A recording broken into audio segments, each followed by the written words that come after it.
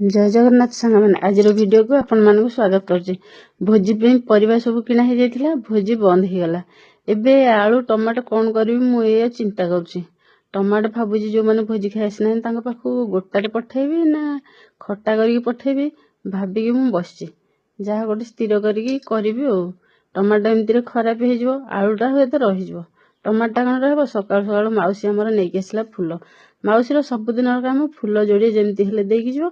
आ बापा कथा घर कथा सब पचारिकी जीव। घर कौन खाइबा हेतिला कौन हेतिला पचारिकी जीव। आम एठी सुंदर सुंदर कुकुर छुआ दीटा होती बिस्कुट देलु खाइबा से किंतु खाई पारु नाही। ता माँ आसले खाइबो। बापा सकाळ नित्यकर्म सरीगले मोर घर जाकर अधा काम सरीगला। बापा मेडिसिन देदेली तापर टे जलखिया टे खाइबा देदेकी तापर मेडिसिन सब देदेले बापा काम शेष। आ बापा किसी टेंशन नहीं, सी जाकि बाहर बसवे मु मोर घर काम जहाँ करी।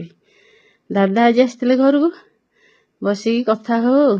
बो को तो समस्ते आसले घर को मन पकाउछनी। दादा भी बो फोटो देखिकी टे मन पकेले। मु कहीदेली मो बो को समस्ते मन पकाउछनी। दादा कहले तू सेमिति कहनी, तो बो बोली कहनी, खाली बो बोली कह। भारी मन दुख गले। कहले आमे भी घर को आसले आमको बहुत कष्ट लगुच बो नाहंती बोली। आमे माने कौन कम मन पकाउछु बो को।